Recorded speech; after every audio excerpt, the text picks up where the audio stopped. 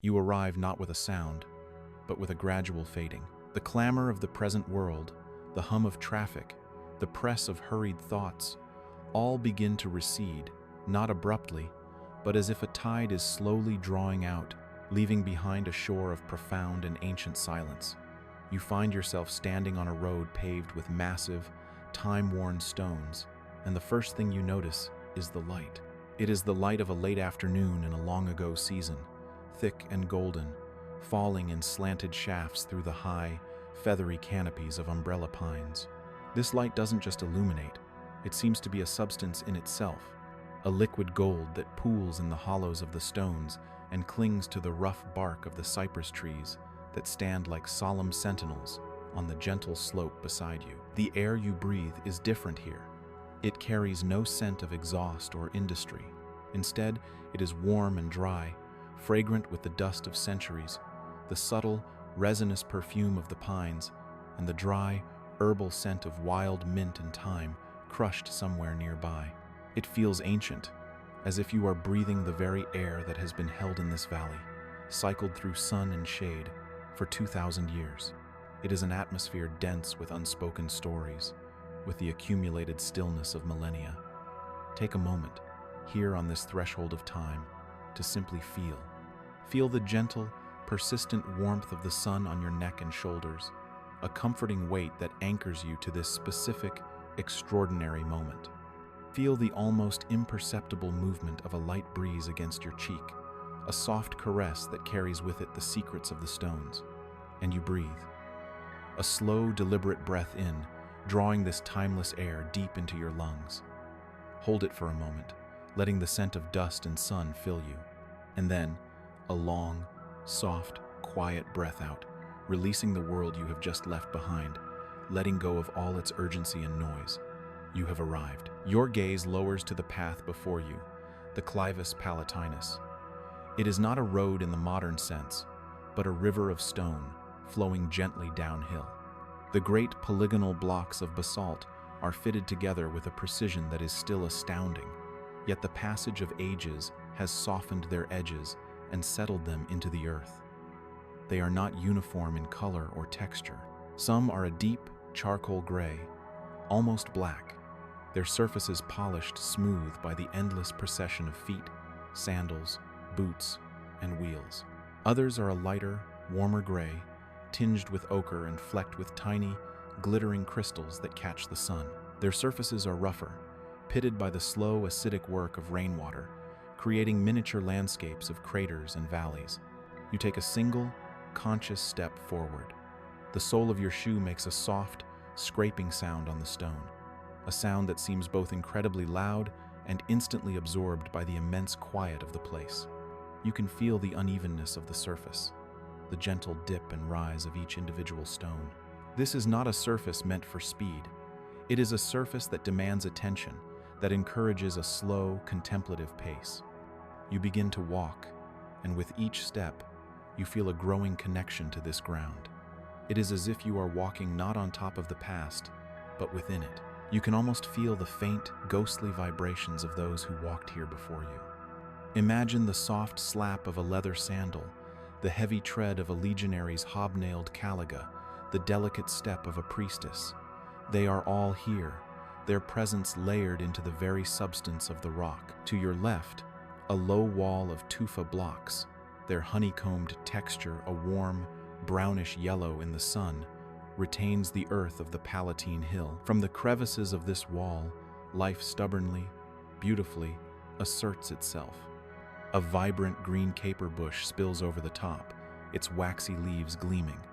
A single, intricate white and purple flower open to the late-day sun. Tiny, resilient ferns have taken root in the shaded cracks, and a fine, silvery moss creates a velvety texture in the dampest corners. You pause and reach out, letting your fingertips trail along the wall. The stone is surprisingly warm, holding the day's heat like a sleeping animal. It is rough, porous, each tiny hole and channel a testament to its volcanic origins. You can feel the grit of fine dust under your fingers, the history of this place in a single touch. You continue your descent, your eyes scanning the details around you. The world here is composed of fundamental things: stone, light, earth, and sky. The palette is simple: the gray of the road, the green of the pines, the ochre of the earth, the deep, cloudless blue above. It has a cleansing effect on the mind, stripping away the non-essential, leaving only what is real and enduring. The wind whispers again, a little stronger this time, moving through the high branches of the pines with a sound like a distant sea. It is a lonely sound, yet also a comforting one, the constant, breathing voice of the landscape. It has been singing this same song to these same stones for an eternity. As the road begins to level out, your perspective shifts. Through a gap in the trees and the crumbling walls, you get your first proper view of the valley below, the Roman Forum. It is not a single, comprehensible sight, but a vast, sprawling expanse of golden ruins, a breathtaking landscape of ordered decay. Colossal columns stand free, their original purpose now a matter of conjecture, their fluted forms catching the light like majestic, petrified trees. Great, arched basilicas, their roofs long gone, yawn open to the sky, their immense scale still capable of inspiring awe. And everywhere, scattered like the toys of giants, are massive blocks of marble, carved cornices, and the shattered pieces of statues, all lying in a bed of green grass that softens their fall. It is a scene of profound beauty, not in spite of its ruin, but because of it. Nature has woven itself through the wreckage of empire, creating a partnership between the man-made and the organic, a final, harmonious chord. Your path now leads directly towards a single, powerful structure that stands as a gateway to this valley of ghosts, a triumphal arch. From this distance, it appears as a perfect, pale shape against the deeper gold of the ruins behind it. It is a frame, a portal. The afternoon sun strikes its eastern face, making the marble glow with an internal luminescence, while its western side is cast in a cool, purple shadow. It seems to beckon you forward, a silent invitation to leave the slope of the hill and enter the sacred heart of the ancient city. The closer you get, the more the arch reveals its true nature. It is not a pristine monument from a history book. It is a survivor. Its surface is a map of its long and difficult life. A fine mesh of cracks, like the wrinkles on an ancient face, spreads across the marble. You can see where entire sections of its decorative cornice have broken away, leaving a raw, jagged edge against the smooth, carved portions. In some places, the marble is stained a deep, rusty orange from the iron clamps that once held its blocks together, long since corroded or plundered. These imperfections are not flaws, they are its story. They speak of earthquakes, of fires, of the slow, relentless pressure of time, and of its own incredible resilience. You are now standing just a few yards away, at the foot of the Arch of Titus. You crane your neck to look up at its full height. It is immense, but not overwhelming. It has a sense of proportion, of classical grace, that makes its size feel both majestic and humane. High up, the inscription is still legible, the deep V-shaped cuts of the letters creating sharp shadows that make them stand out. You don't need to read the Latin to understand its purpose. The very form of the letters speaks of authority, of permanence, of an empire's belief in its own immortality, a belief that the stones themselves have both honored and gently refuted. Before you pass through, you step to the side, into the deep shade it casts on the Via Sacra. Here, you can examine the details of the foundation, the massive plinths on which the entire structure rests. The marble at this level is different, battered and scarred from centuries of contact with the world. You can see the dark marks of wagon wheels that scraped too close, the initials carved by some long-forgotten visitor from another century, the smooth, polished patches where millions of people have likely rested their hands. You place your own hand on the stone. It is cool now, having been in shadow for some time. Beneath the surface grime, the marble is smooth and dense, with a texture like chilled silk. You close your eyes for a moment, pressing your palm flat against it, trying to sense the vibrations of its deep past. You imagine the immense weight it supports, the centuries it has held at bay, the silent stories locked within its crystalline heart. Now, you turn your attention to the carvings that adorn the arch, especially the great relief panels on its inner walls. You step into the passageway, and the world changes. The direct sunlight is gone, replaced by a soft, reflected glow. The temperature drops several degrees. The sounds of the open air become muffled, and your own soft footsteps echo in the enclosed space, creating an atmosphere of hushed reverence.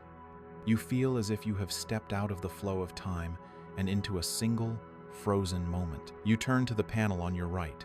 It is a scene of chaotic, triumphant motion, a ghost of a parade carved in stone. Even with the features worn smooth by wind and time, the energy is palpable. You see the forms of Roman soldiers, their bodies straining, carrying the spoils from the conquered temple in Jerusalem. Your eyes trace the unmistakable shape of the great seven-branched menorah held aloft. The figures carrying it seem to lean into their task, their sculpted muscles tense. You can almost feel the immense weight of it, both physical and symbolic. Behind them are other figures carrying trumpets and inscribed tablets, their mouths open in what must have been a great cheer, now an eternal silence. The artist who carved this managed to capture not just a procession, but the very sounds and smells of triumph. The roar of the crowd, the dust kicked up by marching feet, the glint of sun on polished metal. Looking at it now, in the cool, quiet shade of the arch, the scene feels poignant, a testament to the ephemeral nature of victory and the enduring power of art to hold a moment still forever. You move your gaze across to the opposite panel. Here, the Emperor Titus stands in his triumphal chariot. The emperor himself is a ghostly figure, his features all but erased, but the four horses that pull his chariot are still full of life and power. Their heads are high, their nostrils flared, their stone manes appearing to ripple with movement. A winged figure of victory floats behind the emperor, placing a laurel wreath upon his head. The entire composition flows forward, an irresistible wave of imperial power. Yet now, the only thing moving is a single, determined spider, spinning a web in the deep relief of a chariot wheel. The grandest statements of human power eventually become nothing more than a landscape for the small, patient workings of nature. You stand for a long time in the center of the archway, poised between these two phantom parades. Above you, the vaulted ceiling is decorated with coffers, deep square indentations that were once likely painted or gilded. In the very center is a final relief, depicting the apotheosis of Titus, his soul being carried to the heavens on the back of an eagle. It is the final statement of the arch: victory, glory, and divinity. But standing here, in the cool, echoing silence, the overwhelming feeling is not of triumphant power, but of a deep and profound melancholy.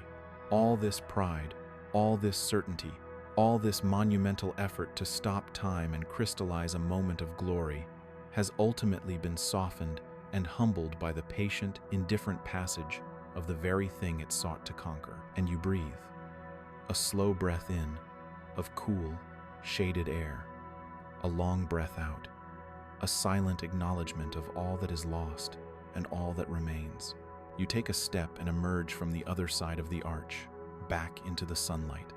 The effect is like being reborn into the world. The light seems brighter, the colors more vivid. You are now officially standing on the Via Sacra, the sacred way, the most important street in the ancient world. The paving stones here are different from the ones on the hill. They are larger, more rectangular, a darker, more serious shade of gray. They are fitted together with astonishing skill, forming a solid, enduring surface. And they are deeply grooved with the tracks of ancient wheels, two parallel lines that run the length of the road, worn into the stone by centuries of traffic. You place your foot into one of these ruts. It fits perfectly. For a moment, you feel an unbroken physical connection to the past, to the endless trains of carts and chariots that created this groove, molecule by molecule, over hundreds of years. Before you, the Forum spreads out in all its ruined grandeur. Your mind struggles to impose order on the scene, to reconstruct the missing walls and roofs, but it is better, perhaps, to simply accept it as it is, a sublime garden of memory. You begin to walk, your pace slow, following the curve of the sacred way.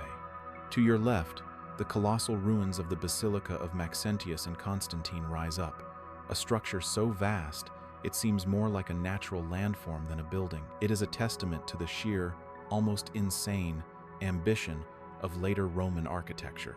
You are drawn toward it, leaving the paved road and walking across the soft, grassy earth to stand beneath one of its 3 remaining arches. You step out of the sun and into the immense cavern of shadow cast by the structure. The scale is almost impossible to process. You are a tiny figure at the base of a concrete cliff. High above, the coffered, barrel-vaulted ceiling is a geometric marvel, each deep coffer a shadowed eye staring down at you. The echo in this space is extraordinary. You clear your throat softly, and the sound rolls up into the vault, magnified and returned to you a moment later as a ghostly whisper. Imagine the sound of a Senate meeting here, the voice of a single speaker amplified to fill this monumental space, to awe and intimidate all who listened. Now, the only sound is the cooing of pigeons who have built their nests high up in the coffers, their soft calls a gentle, living counterpoint to the dead magnificence of the architecture. You reach out and touch the wall. It is not smooth marble, but rough brickwork and the hard, gritty texture of Roman concrete. It feels functional, brutal, a display of raw power rather than refined elegance. It is the architecture of an empire in its final, bombastic phase. You step back out into the sun and continue your journey. You are walking deeper into the political and commercial heart of the city. All around you are the low, ruined foundations of buildings, the spectral footprints of a vanished world. Here, the Basilica Aemilia, a great public hall, its colored marble floors, now just fragments. There, the Porticus of Gaius and Lucius, a grand colonnade. Your imagination begins to populate the space.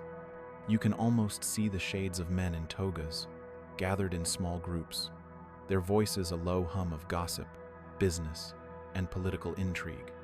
You can almost smell the scent of parchment from the scribes' offices, the sharp tang of wine from a nearby tavern, the smoke from 1,000 small sacrifices made at 100 different altars.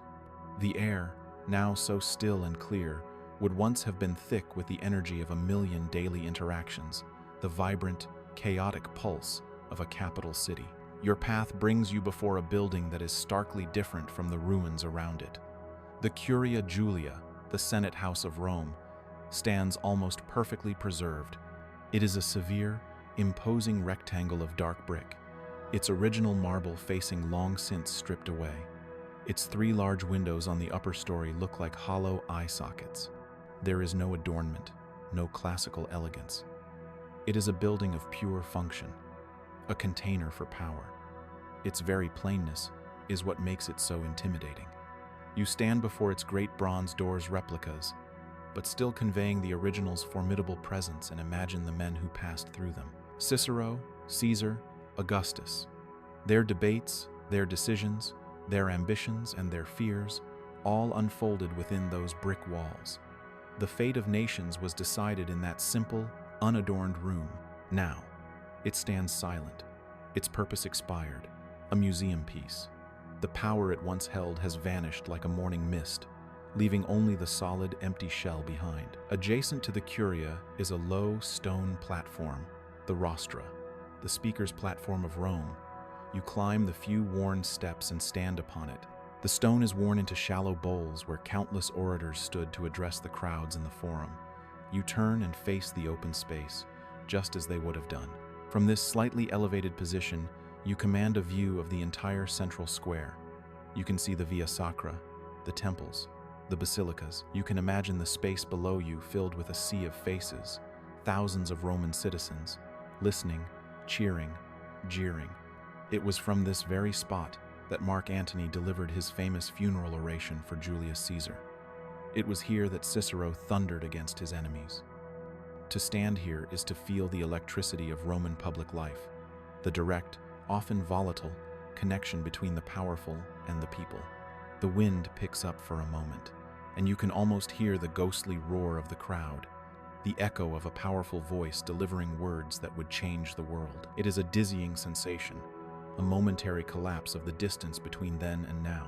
You step down from the rostra, the feeling slowly fading, and continue your walk towards the western end of the forum, where the ground begins to rise towards the Capitoline Hill. Here, the ruins are more densely packed, a dramatic jumble of temples. The 8 towering columns of the Temple of Saturn dominate the view, their ionic capitals silhouetted against the deepening blue of the sky. They are survivors of multiple destructions and reconstructions, their long history etched into their weathered gray stone. They have a weary, dignified air, like old soldiers standing a final, endless watch. They guarded the state treasury of Rome, the wealth of an empire. Now, they guard only silence. You find yourself drawn away from these grand monuments towards a quieter, more secluded space tucked into the base of the Palatine Hill. You pass through a break in a wall and enter a different kind of place altogether. The air changes. The grand, public scale of the forum is replaced by a sense of intimacy and enclosure. You are in the Atrium Vestae, the house of the Vestal Virgins. This was one of the most sacred places in Rome, the home of the priestesses who tended the eternal flame of the city. The space is organized around a large, rectangular courtyard, which was once surrounded by a 2-story colonnade. The columns are mostly gone, but their bases mark out the elegant rhythm of the original design. The center of the courtyard was once occupied by 3 pools of water, now dry and filled with grassy earth, but you can easily trace their outlines. It is a place of serene, contemplative geometry. What makes this space so moving is the collection of statues that still line the courtyard. They are portraits of the head Vestals, the Vestales Maximae, erected in their honor. But they are all headless. Their bodies are rendered in exquisite detail, the marble carved to perfectly replicate the complex, flowing folds of their sacred garments. You can see the weight and texture of the cloth, the way it hangs on their forms, but where their faces should be, there is only a rough, broken surface of stone. The effect is profoundly poignant. They are figures of immense dignity and presence, yet they are anonymous, their individual identities lost to time. They represent not a single person, but the idea of service, of devotion, of a life given over to a sacred duty. You walk slowly along the edge of the courtyard, past these silent, white figures. The late afternoon light is soft here, filtered by the surrounding ruins and the dark leaves of the cypress trees. Wild red poppies grow in clusters in the grassy areas, their vibrant color a startling contrast to the pale marble of the statues. The atmosphere is one of profound peace, but also of deep solitude. You can imagine the lives of the women who lived here, a life of immense privilege and immense restriction, spent in this beautiful, enclosed world. Their entire existence dedicated to the single, crucial task of ensuring Rome's sacred fire never went out. You find a place to rest, a low marble bench that was once part of the colonnade, nestled in a corner of the courtyard. The stone is cool now, the last of the day's warmth having bled away. From here, you can see the headless statues in a line, like a gathering of ghosts. You can see the empty pools, where water once reflected the sky. You can see the crumbling walls of the surrounding rooms where the priestesses slept and worked. It is a place that feels outside of time. The grand history of the forum, the history of emperors and battles and laws, feels distant here. This is a place of quiet ritual, of female community, of a different kind of power, a power that was subtle, spiritual, and enduring. The sun has finally dipped below the Capitoline Hill. The direct light is gone, and the world is now bathed in the soft, ambient glow of twilight. The sky above is a magnificent, deepening violet, streaked with veins of orange and pink at the horizon. The shadows in the forum are no longer sharp lines, but have softened and spread, melting all the ruins together into a single, mysterious landscape. The details are fading, and the shapes are becoming more evocative, more dreamlike. A single, bright star, probably Venus, appears in the sky, a tiny, perfect diamond of light. It hangs directly above the distant, skeletal form of the Temple of Saturn. The wind has died completely. A deep, resonant stillness settles over the entire valley. The only sound is the gentle, almost inaudible hum of the universe. In this perfect quiet, the past feels closer than ever. The space between then and now seems to thin, to become a permeable veil.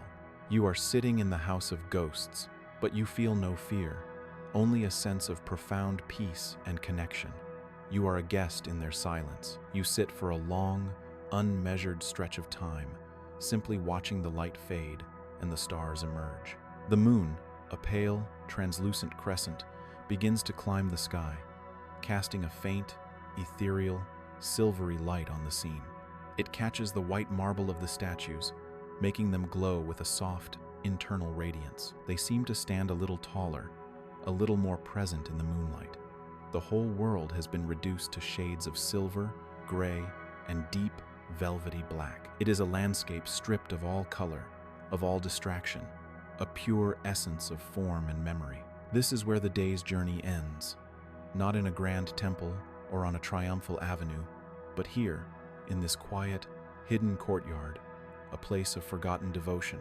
You are seated on a piece of fallen history, surrounded by nameless grace, under a sky that is both ancient and new every night. You have walked through a city of ruins, but what you have found is not an ending, but a deep and abiding continuity. The eternal flame that the Vestals tended is long extinguished, but something of its light, its warmth, its sacred stillness remains here, in the heart of the sleeping Forum. You close your eyes, but the image remains, luminous in your mind. The moonlit courtyard, the silent white statues, the deep, peaceful dark, and you breathe. A slow, deep breath in, of cool night air and moonlight, and a long, soft breath out, becoming a part of the ageless, quiet, and timeless stillness of this sacred place.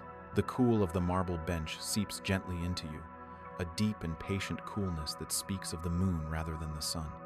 You are resting in the heart of a sacred silence, in the courtyard of the Vestals, where the headless statues of priestesses gleam with a soft, lunar light. The air of the Roman night is thin and crisp, carrying the scent of damp earth and the faint, almost imperceptible fragrance of the wild poppies that have closed their petals for sleep. Above, the sky is no longer the deep violet of twilight, but a vast, star-dusted sweep of indigo, so dark it feels infinite. The moon, a perfect silver sickle, sails through this ocean of night, and the ruins of the Forum below are a landscape of profound and mysterious beauty, their sharp, sunlit reality softened into a dream of silver and shadow. For a long, unmeasured time, you have been a part of this stillness, your own quiet breathing merging with the ancient, silent respiration of the stones. But the night is not static. It is a slow, unfolding story, and a new chapter is beginning to call to you. It is not a sound, but a subtle shift in the atmosphere, a gentle pull of curiosity that whispers of other lives, other rhythms that once filled this city when the sun went down. The grand, public life of the Forum is asleep, but the city was more than its monumental heart. It was a living creature, and its lifeblood flowed through 1,000 smaller veins. And you breathe, a slow, deep breath in of cool night air and the scent of stone, and a long, soft breath out, releasing the stillness of the sacred courtyard, preparing to move once more. You rise from the marble bench, your movements slow and deliberate, careful not to break the spell of the night. The headless statues seem to nod in silent acknowledgement as you pass, their draped forms like pillars of frozen moonlight. You find your way out of the courtyard, back into the more open spaces of the Forum. Under the moon, the landscape is transformed. What was a valley of history by day is now a realm of pure form and shadow. The columns are no longer remnants of temples, but abstract shapes reaching for the stars. The broken walls are no longer signs of decay, but dark, geometric lines drawn against the silvered grass. Your feet find a path that leads away from the Forum's center, skirting the base of the dark, hulking mass of the Capitoline Hill. You are moving away from the realm of gods and senators towards the world of ordinary people. The path here is less defined, more a track of earth than a road of stone. The air begins to change again. The clean, mineral scent of the Forum is gradually mingled with something else, a ghostly, composite aroma of life. It is the faint, imagined scent of wood smoke from a million evening fires, of baked bread from long cold ovens, of spilled wine that has long since soaked into the earth. You are walking towards the city's memory of itself. The path begins to climb, following a series of wide, shallow steps that have been carved into the slope of the Quirinal Hill. As you ascend, the forum unfolds below you in a new perspective, a silent, silvered map of its own ruin. You are entering a different kind of architecture. Ahead of you, built directly into the hillside, is a vast, curving, multi-storied structure of brick and travertine. It is not a temple or a palace. It is a place of commerce, a marvel of engineering dedicated to the daily, essential business of life. This is the Mercatus Traiani, the markets of Trajan. Even in the moonlight, its scale is breathtaking. It is a semicircle of arches, a great brick amphitheater of commerce, rising story upon story into the dark. It is a city within a city. By day, this place would have thrummed with energy, a cacophony of voices, a kaleidoscope of sights and smells. Now, it is profoundly silent, its hundreds of empty doorways like dark open mouths in the moonlight. Yet, it does not feel empty. It feels expectant, as if it is merely resting, waiting for the merchants and the shoppers to return with the dawn of a day that will never arrive. You find yourself at the bottom level, standing before the great hemicycle. The ground here is paved with smooth, well-worn stones. A wide, colonnaded portico once ran along the front, and you can still see the bases of the columns, like stone stumps in the moonlight. You walk into the deep shadow of the facade and approach one of the arched doorways. This was a shop, a taberna. It is a simple, rectangular space with a high, vaulted ceiling that creates a natural coolness. The front was once open to the world, perhaps closed at night by wooden shutters, long since turned to dust. You step inside, crossing the stone threshold, and the sounds of the night, the distant whisper of the wind, the chirp of a cricket, are immediately muted. You are in an enclosed, intimate space. Let your imagination begin its gentle work. Let it fill this empty stone box with the life it once knew. Perhaps this was the shop of a baker. Close your eyes for a moment. Can you smell it? The warm, comforting, almost holy scent of baking bread. The air would have been thick with it, and hazy with a fine, floating dust of flour that coated every surface in a soft, white film. In the back, you can almost see the faint orange glow of the brick oven, a great, domed beast, its mouth radiating a wave of heat that made the small space feel alive and welcoming, especially on a cool morning. Imagine the baker himself, a man with strong, flour-dusted arms, his face perpetually flushed from the heat of his oven. You can almost hear the rhythmic, comforting sounds of his work, the soft thud of dough being turned out onto a wooden board, the firm, repetitive slap and push of his hands as he kneads it, working it from a shaggy mass into a smooth, elastic sphere. The sounds are a kind of music, a steady beat that underscored the life of this small corner of the city. On the counter, a great slab of worn wood, you can almost see the finished loaves, arranged in rows. There would be simple, round loaves of coarse bread for the poor, and smaller, finer rolls made with white flour for those who could afford it. Perhaps there were loaves scored with patterns, or sweetened with honey and nuts for a special occasion.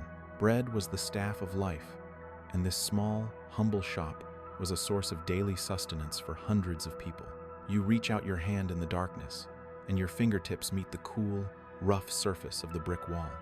The stone is cold now, but if you press your palm against it and listen with more than your ears, you can almost feel the faint, residual warmth of that ancient, life-giving fire. You step back out of the baker's shop into the cool air of the portico. You move to the next dark archway, another taberna. The space is identical in form, but the feeling it holds is entirely different. Let us imagine this was the shop of a wine merchant. As you step across the threshold, the air changes. It is cooler here and carries a different scent.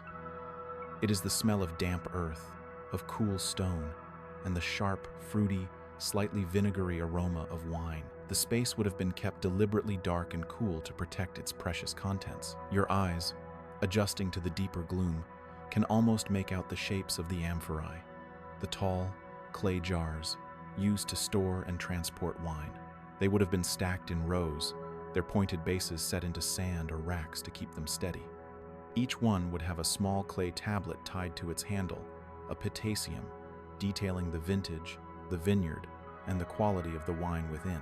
There would be rough, local wines for everyday drinking, and prized vintages from Gaul, from Greece, from the slopes of Vesuvius. Imagine the merchant, a man perhaps more shrewd than the baker, his hands stained purple from his trade. You can hear the gurgling sound as he uses a siphon to draw a sample from an amphora into a small clay cup.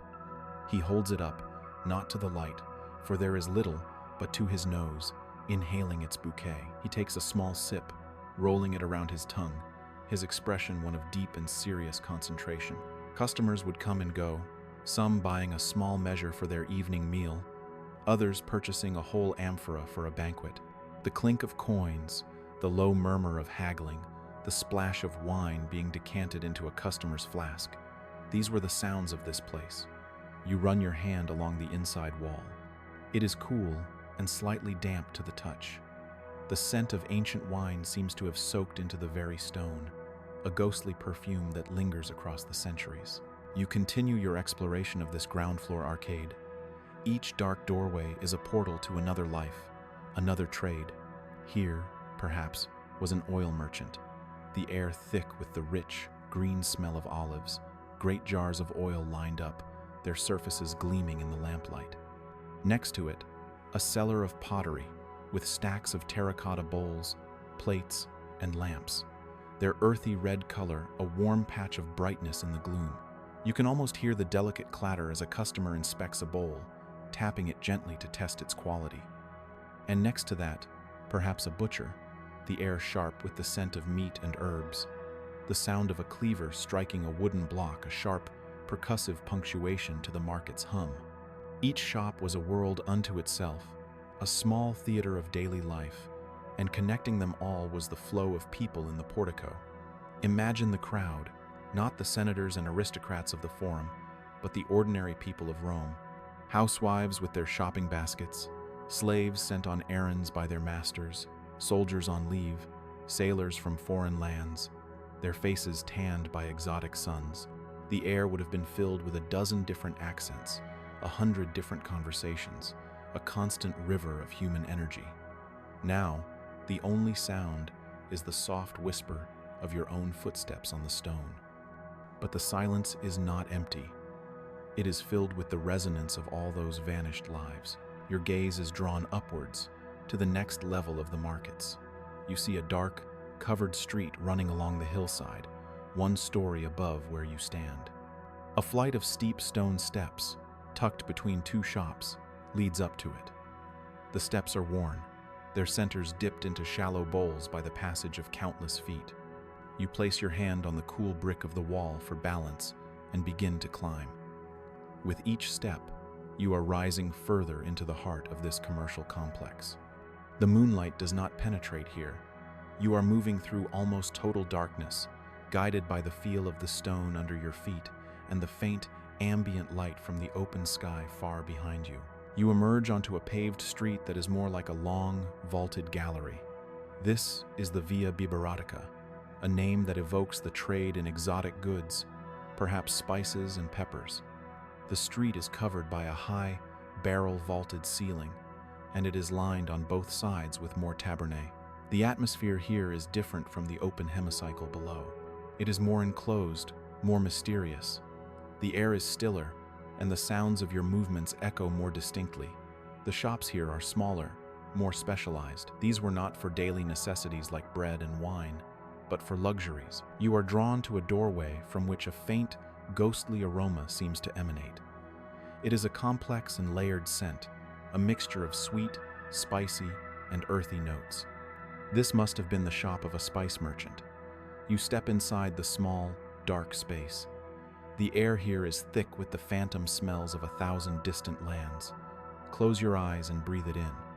There is the sharp, pungent scent of peppercorns, a commodity once so valuable it was used as currency. There is the warm, sweet fragrance of cinnamon bark, brought by camel caravan across the deserts of Arabia. There is the earthy, exotic perfume of cumin and coriander, the medicinal tang of cloves, the delicate floral notes of saffron. Imagine the shop itself, a cavern of aromatic treasures. The spices would not have been pre-packaged, but displayed in open sacks or large wooden bowls, a tapestry of rich, earthy colors, the deep red of paprika, the bright yellow of turmeric, the dark brown of nutmeg. The merchant would be an expert, using a small set of bronze scales to weigh out tiny, precious quantities for his customers. To enter this shop was to be transported.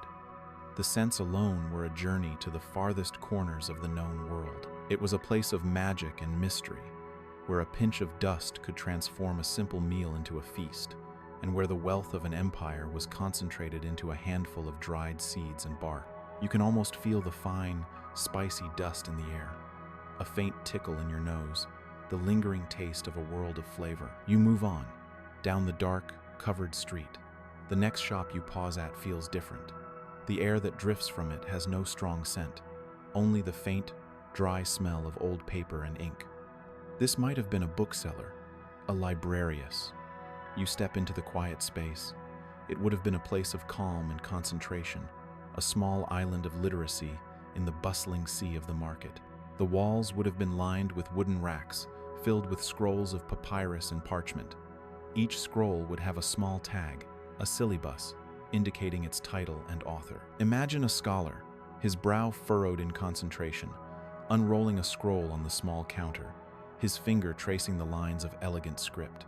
Perhaps a poet is here, nervously hoping the bookseller will agree to make copies of his latest work for sale. Scribes would be at work in the back, meticulously copying texts by hand, the only sound the gentle, rhythmic scratching of their reed pens on the papyrus. This was a place where ideas were the merchandise. You could buy the philosophy of the Greeks, the histories of Livy, the poetry of Virgil or Ovid. It was a quiet, unassuming shop, yet it held the accumulated knowledge and imagination of a civilization. You run your fingers along a shelf carved into the stone wall. It is empty now, but you can almost feel the faint, papery ghost of a scroll, the weight of the words it once contained.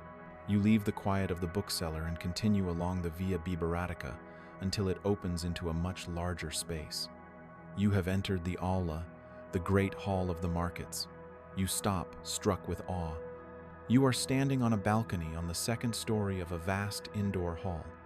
The space is immense, soaring upwards to a high, groined vaulted roof that is a masterpiece of Roman engineering. 6 massive arches on either side open onto chambers that were likely administrative offices. The moonlight streams in through a series of high, arched windows just below the roof, illuminating the vast, empty space with a soft, ethereal glow. The light catches the dust motes dancing in the air, making them sparkle like a galaxy of tiny stars. The acoustics in here are breathtaking.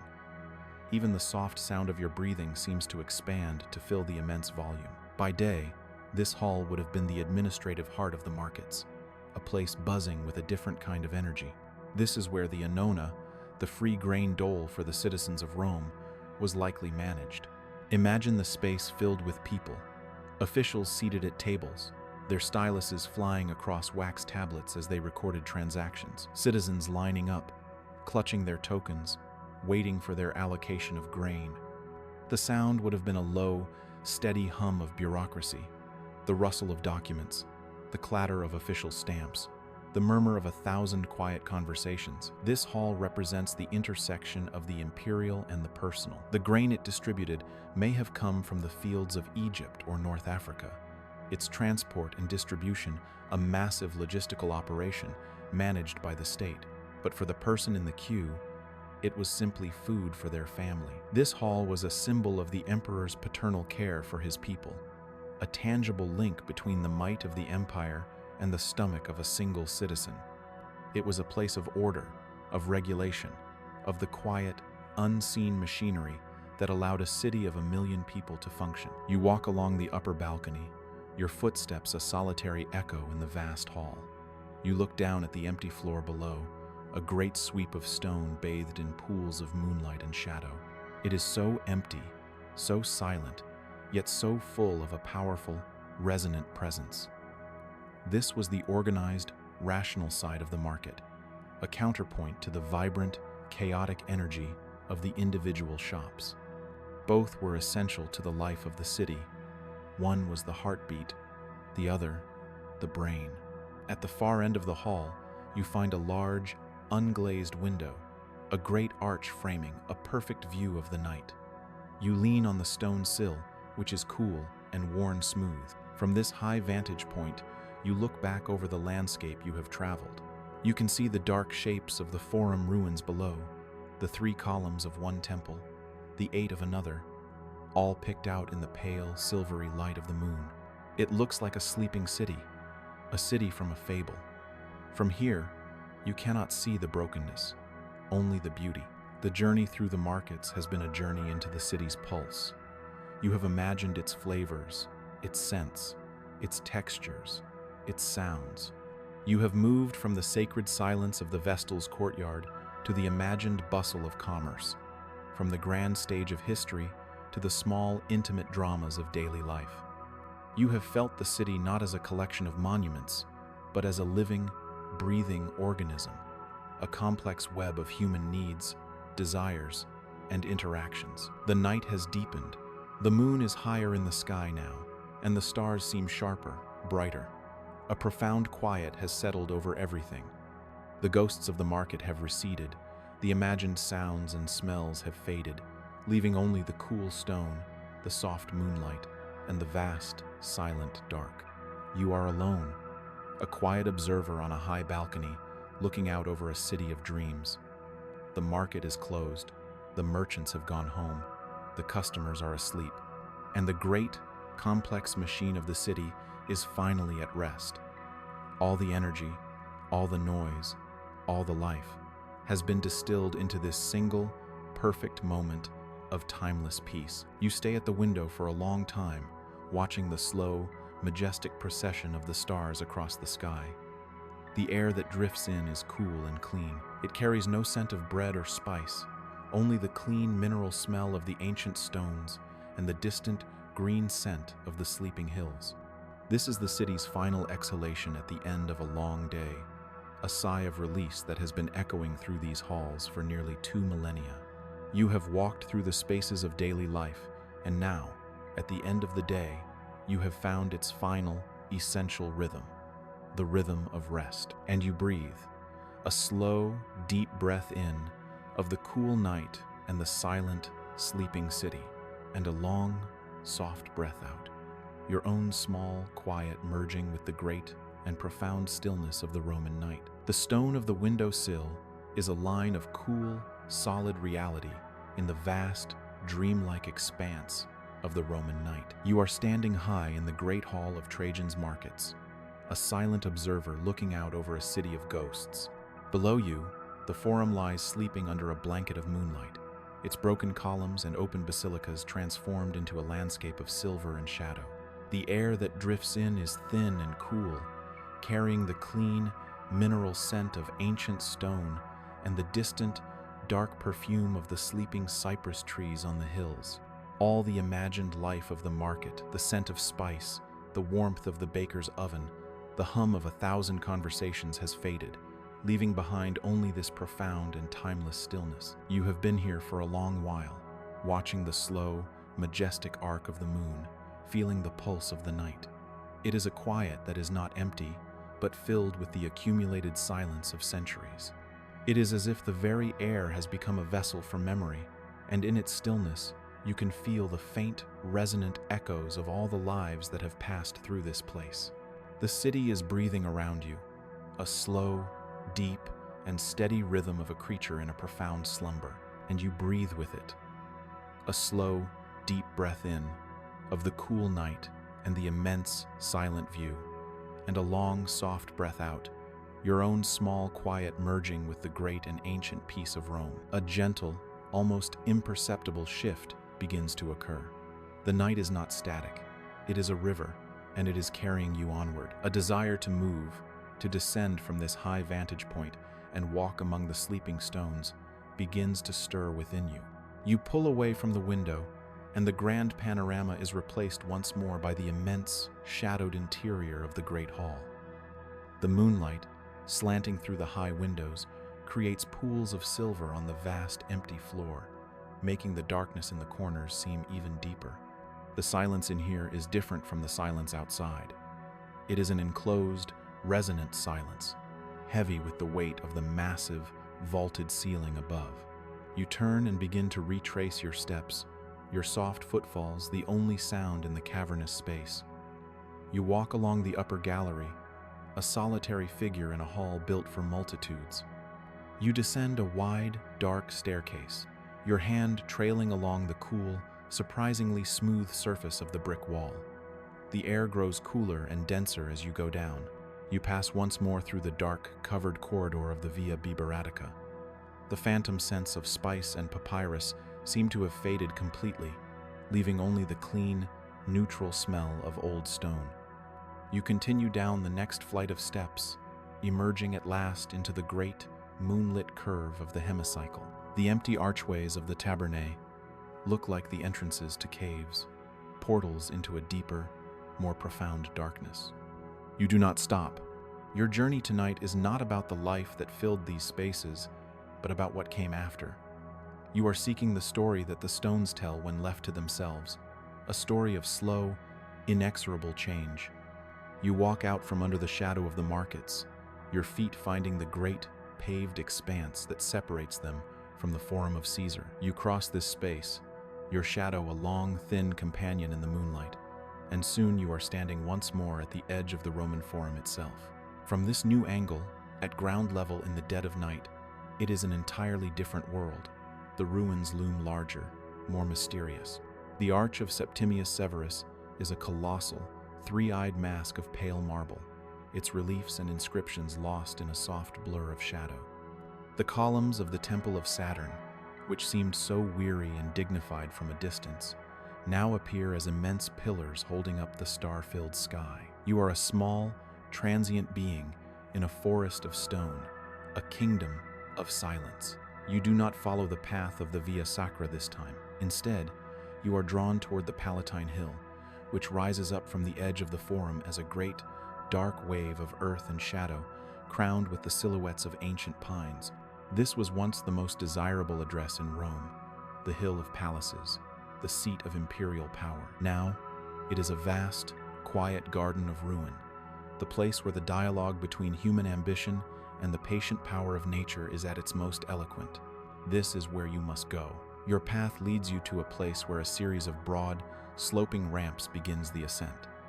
This was one of the grand entrances to the imperial complex, a road wide enough for a litter or a chariot. The stones of the ramp are fractured and uneven, tilted by the slow subsidence of the earth beneath. Grass and small, determined wildflowers grow in thick clumps in every crack and crevice. You begin to climb, and with each step, the Forum sinks a little lower behind you, its familiar shapes rearranging themselves into new patterns. The air grows cooler, and you can smell the rich, loamy scent of damp earth and decaying leaves, the smell of a garden. The ramp leads you onto a vast, flat terrace that was once the foundation of a colossal structure. All that remains is the floor, a staggering expanse of what were once polished marble slabs. But the floor is no longer perfect. It is a shattered mosaic of its former self. Great cracks run through it like dark veins. In many places, the marble is gone completely, revealing the complex underfloor heating system, the hypocaust, its rows of small brick pillars now looking like a miniature, subterranean forest. And everywhere, nature is performing its slow, quiet work of reclamation. The wind, over centuries, has carried soil and seeds into this high, forgotten place, and the rain has nourished them. A fine carpet of green moss now grows over the shattered marble, so soft and verdant in the moonlight it looks like velvet. Small, wild cyclamens have taken root, their delicate, pale pink flowers like tiny, sleeping butterflies in the dark. You are walking on what was once the floor of a palace, a stage for imperial ceremony, but it has become a meadow. The power of the emperor has yielded to the much quieter, but far more persistent, power of a single blade of grass, a single rootlet of moss. This is not a story of destruction, but of transformation. The stone is not being destroyed, it is becoming soil. It is part of a cycle, a slow, gentle turning of the wheel of existence. You cross the terrace and enter what was once a grand peristyle courtyard. The columns are gone, but you can see where they stood, and your mind can easily reconstruct the elegant, shaded walkway that once enclosed this space. In the center, where a fountain might have played, a single, magnificent fig tree now grows. It is a testament to the sheer, stubborn force of life. Its seed must have been dropped here by a bird centuries ago, finding purchase in a tiny crack in the marble. And from that small beginning, this great being has risen. You approach the tree, and you can see its root system. It is a thing of awesome power and beauty. The roots have spread out across the courtyard floor, thick and gray and muscular, like the arms of a great octopus. They have followed the lines of weakness in the ancient pavement, widening every crack, lifting and tilting the massive marble slabs as if they were pieces of light cardboard.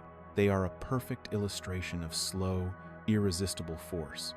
They have not shattered the marble with violence, but have gently, persistently, nudged it aside over the course of generations. You place your hand on one of the thick, exposed roots. It is cool and smooth, like skin, and you can feel the immense, dormant energy within it.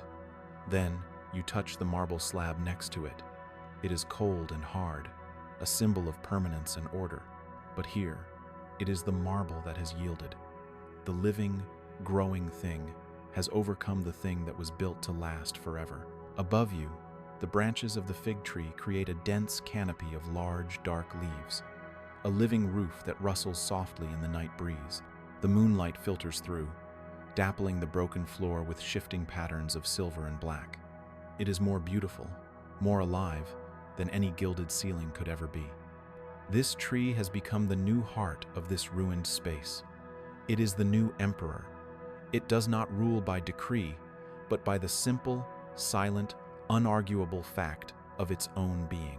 It is a reminder that the world is in a constant state of becoming, a slow, continuous dance between order and wildness. And you breathe, a slow breath in, of the earthy scent of roots and the green smell of leaves, a long breath out, acknowledging the quiet, relentless power of growth. You leave the courtyard of the fig tree and continue your journey deeper into the labyrinth of the Palatine. You are now walking through what feels like a series of canyons. The towering walls on either side are the retaining structures and foundations of the palaces, immense works of engineering that are now like cliffs of brick and stone. The path is narrow and winding. The moonlight does not reach down here, and you are in a deep, cool darkness. The air is still and damp. You trail your hand along a wall, and your fingers come away wet with condensation. Water is the great agent of change, the patient sculptor of decay. Every drop of rain that has fallen on this hill for 2 millennia has played its part, seeping into tiny cracks, freezing and expanding in the winter, dissolving the mortar, feeding the mosses and ferns that pry the stones apart. You are walking through the evidence of this slow, liquid work of time. The narrow path opens into a space that feels different. It is long, thin, and enclosed, with a high, vaulted ceiling. You have entered a cryptoporticus, a subterranean corridor that once connected different parts of the palace complex. It is not completely dark in here. A series of small, high windows, set at an angle in the ceiling, allows thin shafts of moonlight to pierce the gloom, illuminating patches of the floor and walls. The air is cool and smells of dust and damp stone. Your footsteps, which were silent on the grassy terraces, now echo softly in the enclosed space. As your eyes adjust, you notice something on the walls, faint, ghostly traces of color. You move closer to one of the patches of light and see the remnants of a fresco. The plaster has crumbled away in most places, but here, a fragment of a world remains. You can make out the delicate, slender form of a bird, perhaps a swallow, its wings outstretched in mid-flight. Its colors have faded to mere suggestions of what they once were, a hint of blue, a whisper of red, but the grace of its form is still there. Beside it are the faint, looping lines of a painted garland of flowers and leaves. You trace the shape of the bird with your finger, careful not to touch the fragile surface. This corridor, built for emperors and their courtiers to walk in shaded comfort, was decorated with these light, beautiful images of nature. The artist who painted this bird could never have imagined that his delicate creation would outlast the empire itself, or that one day the real birds would be nesting in the ruins of the walls that his painting adorned. The fresco is dissolving, the paint slowly flaking away, the image fading back into the plaster, like a memory that is getting harder and harder to recall. It is the perfect metaphor for what is happening all over this hill. Human creation, in all its beauty and complexity, is slowly, gently, fading back into the elemental materials from which it came. The stone is returning to the earth, the paint is returning to dust, and the stories are returning to silence. You continue to the end of the long corridor and emerge, blinking, into the moonlight again. You find yourself standing on the edge of a vast, sunken, oblong space, enclosed by high walls. It is shaped exactly like a Roman circus, a stadium for chariot racing, but it is too small for that. This was the Stadium of Domitian, a private garden for the emperor, laid out in the formal shape of a racetrack. And of all the places on the Palatine, this is the one where nature's victory is most complete and most beautiful. The entire floor of the stadium is a thick, lush meadow of wild grass and flowers, shimmering a ghostly silver green in the moonlight. The great, curved ends of the arena are still perfectly visible, but the track where the emperor might have strolled or ridden is gone, replaced by this wild, untamed growth. The high walls that enclose the space create a sense of perfect seclusion. It is a secret garden, a lost world. The silence in here is absolute. The wind does not seem to reach this sunken place. You feel as if you have stumbled into a corner of the world that time has forgotten, or rather, a place where time has been allowed to complete its work, transforming a monument of power into a sanctuary of peace. You find a place to sit on the crumbling brick of the lowest tier of seats. The grass is cool and damp with dew. From here, you can take in the whole magical scene. The scale of the place is still imperial, still majestic, but its spirit has been utterly transformed. It is no longer a declaration of one man's power over nature, but a celebration of nature's ability to heal and to create beauty out of ruin. You imagine what it must have been like. The flash of colorful silks, the murmur of courtiers' voices, the precise geometry of clipped hedges and ornamental statues. All that formal, controlled energy has now relaxed into a soft, green, breathing quiet. The only statues now are the dark, solemn shapes of the cypress trees that have taken root along the edges. The only sound is the chirping of a lone cricket. As you sit here, a slow and subtle change begins in the eastern sky. The deep, star-flecked indigo begins to soften, to pale, almost imperceptibly, into a shade of darkest gray. It is the very first, faint hint of approaching dawn. The night is beginning to yield. The moon has lost some of its brilliance, and the stars in that part of the sky are beginning to fade. You have sat through the deepest part of the night, and a new day is being born. The approaching dawn changes the quality of the light, and therefore changes the world you are looking at. The ruins are slowly beginning to re-emerge from the realm of dreams and re-enter the world of form.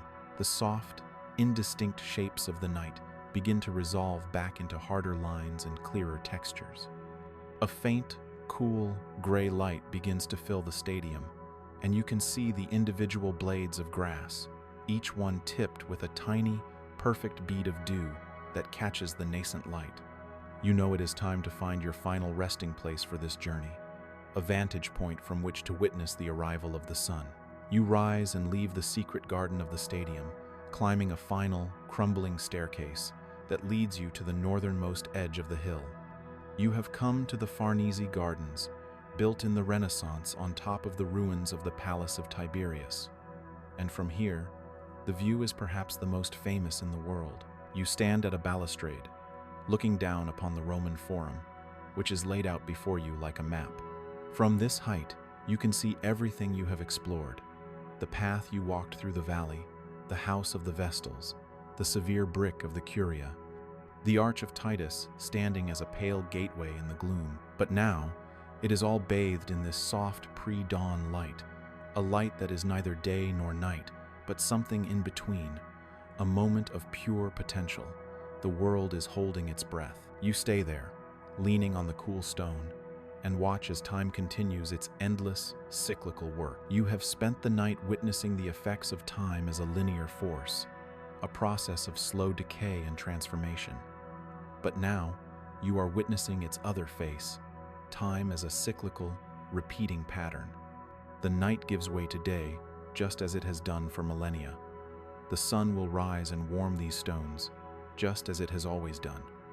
And the slow, patient work of the wind and the rain and the roots will continue, imperceptibly, for another day. There is no end to the story. The gray in the sky brightens to a soft, pearlescent white.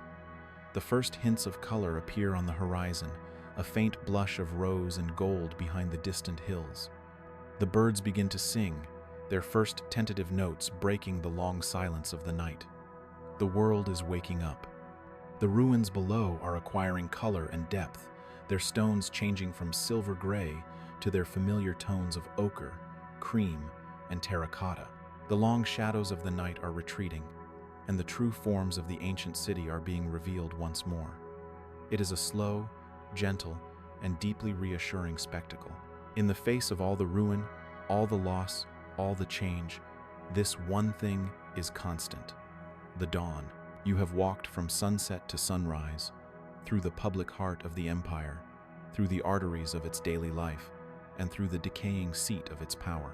You have witnessed the past in its monumental glory and in its intimate, human detail, and you have seen how all of it is subject to the slow, inevitable, and strangely beautiful processes of time. You have learned the language of the stones, a language of patience, resilience, and serene acceptance. The first ray of sunlight strikes the very top of a column in the forum below, making it glow like a lit candle. The day has begun. Your journey through the night is over. You are left with a profound sense of peace, a feeling of being connected to the deep, slow rhythms of the world, and you breathe.